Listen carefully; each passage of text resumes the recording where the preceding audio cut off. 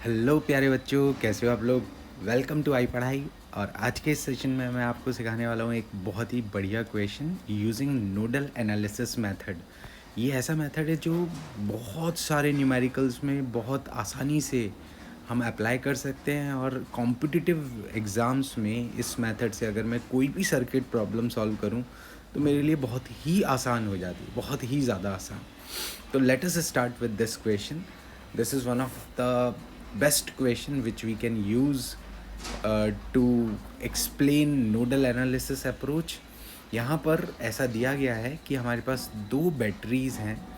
Left side वाला जो cell है उसका पोटेंशियल डिफरेंस V नॉट है, और राइट साइड वाला जो सेल है उसके पोटेंशियल को हमें V इस तरह से एडजस्ट करना है V कि जो पोटेंशियल डिफरेंस ए 1 नंबर, 2 नंबर, 3 नंबर, 4 नंबर और 5 नंबर, 6 नंबर, इन सब के जो पोटेंशियल्स आएंगे, इन पोजीशन के जो पोटेंशियल्स होंगे वो ज्योमेट्रिकल प्रोग्रेशन की फॉर्म में होंगे। और वो ज्योमेट्रिकल प्रोग्रेशन जो बनेगा वो वी नॉट एक्स की पावर वाई की फॉर्म में बनेगा। तो हमें एक्स प्लस वाई का वैल्यू बताना है। बहुत ही बढ़िया एग्जाम्पल है ये नोडल एनालिसिस का। तो देखो, नोडल एनालिसिस अप्रोच में अगर न्यूमेरिकल में कहीं पे भी कोई भी अर्थिंग पॉइंट ना दे रखा हो, मतलब ज़ीरो पोटेंशियल पॉइंट ना दे रखा हो, तो हम सेल के एक एंड को ज़ीरो वोल्टेज पे मान लेते हैं। तो this is my zero volt point. अब इसके बाद मैं इसको ऊपर वाले पोजीशंस को देखूंगा तो वो वी नॉट पोटेंशियल पे हो जाएगा। इसका मतलब 1 नंबर का पोटेंशियल हो गया वी नॉट। अब हमें पता है इसके आगे के जितने भी पॉइंट्स हैं वो सब ज्योमेट्रिक प्रोग्रेशन में है। तो मैं 2 नंबर के पोटेंशियल को लिखूँगा वी नॉट एक्स, 3 नंबर के पोटेंशियल को लिखूँगा V naught x square, 4 number के पोटेंशियल को V naught x cube, 5 number के पोटेंशियल को वी नॉट एक्स की पावर 4, और 6 नंबर के पोटेंशियल को वी नॉट एक्स की power 5। This is simple geometric progression. और नीचे इन सब पॉइंट्स का ज़ीरो ही पोटेंशियल होगा, क्योंकि बीच में ना कोई रजिस्टर है ना कोई कैपेसिटर है, तो पोटेंशियल बदलेगा ही नहीं। इसका मतलब यहाँ से यहाँ गए तो ये वैल्यू v के बराबर हो गई। तो मतलब वी नॉट एक्स की पावर 5 ही v है। अब ये चीज़ हमें मिल गई है, ठीक है। अब मुझे किसी तरह से x की वैल्यू निकालनी है। y की वैल्यू तो हमें पता चल ही चुकी है, क्योंकि हमारा जो v है वो वी नॉट एक्स की पावर 5 है, और y की वैल्यू मुझे 5 मिल चुकी है। यहाँ से ये पक्का है, हो चुका है। तो अब ज़रा ये सोचते हैं कि यार ये कैसे आएगा। तो देखो, इसके लिए बहुत ही सिंपल सा तरीका है। हम कोई भी एक जंक्शन अज्यूम कर लेते हैं, कोई भी एक जंक्शन है। Let us suppose our junction is junction number 2। अब इस जंक्शन से जितने भी चार्ज आउटगोइंग होंगे जाएंगे यहाँ से, एक इधर जाएगा, एक इधर जाएगा और एक इधर जाएगा। जितने भी चार्जेस यहाँ से जाएंगे उन सब का सम ज़ीरो होगा, क्योंकि कुछ आ नहीं रहा है। किसी भी एक नोड पे जितना चार्ज आता है उतना जाता है। यहाँ पे कुछ चार्ज आ नहीं रहा है, सब कुछ जा रहा है। तो ये हो गया हमारे पास जंक्शन पॉइंट का रूल। तो अब ये रूल लगाते हैं। let us suppose this charge is q1, this charge is q2, this charge is q3. So q1 plus q2 plus q3 will be 0, क्योंकि net incoming charge net outgoing charge के बराबर होगा। अब हम जानते हैं in any capacitor charge is CV, charge is potential difference into capacitance. तो Q1 को मैं लिख सकता हूँ उसका potential difference which is V naught x minus V not.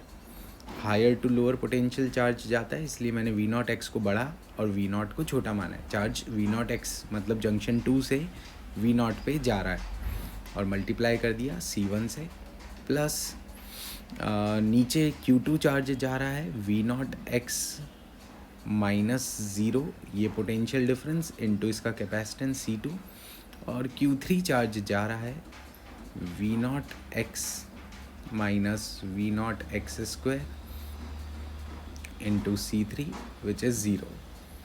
अब यहाँ से अगर मैं V नॉट को कॉमन ले लेता हूँ, पूरी इक्वेशन में से ही कॉमन ले लेता हूँ, वो ज़्यादा बेटर है। तो ये बन जाएगा x minus 1 C1 plus x into C2 plus x into 1 minus x C3 ओ C3 तो है ही नहीं ना, मतलब हमें ये C1 के बराबर दिया है। C3 की जगह C1 रख देते हैं। ये यहाँ पर C1, ये यहाँ पर भी C1, that is whole equal to 0। तो चलो यहाँ से V0 तो 0 में डिवाइड होके ख़त्म हो जाएगा। अब हम क्या कॉमन लें? ओके देखो, फर्स्ट एंड लास्ट टर्म में इन दोनों में x-1 C1 कॉमन ले लेते हैं। x-1 C1 अगर कॉमन ले लेते हैं तो ये बन जाएगा 1 - x और प्लस x C2 इज़ 0। चलो अब ये थोड़ा सिंप्लीफाइड होता हुआ नज़र आ रहा है। अब इसको लिख देंगे x-1 का whole square into C1 with negative sign plus x into C2 is 0। अब यहाँ से हम इसको लिख सकते हैं x-1 का whole square is C2/C1 multiply by x, और हमें C2/C1 की वैल्यू दे रखी है, इट इज़ 4/3। तो ये हो जाएगा x² plus 1 - 2x is equals to 4/3x। चलो अब ये क्वाड्रेटिक इक्वेशन बन गई, इसको सॉल्व कर लेंगे। It is 3x² plus 3 - 6x - 4x is 0।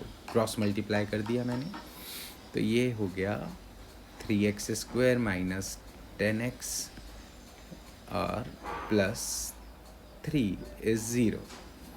अब यहाँ से हम ये देख सकते हैं 3x² minus 9x minus x plus 1 plus 3 is 0, and we are getting x minus 3 into 3x common minus 1 x minus 3 is 0, and this we are getting from this, it is x is equals to 1/3 और 3।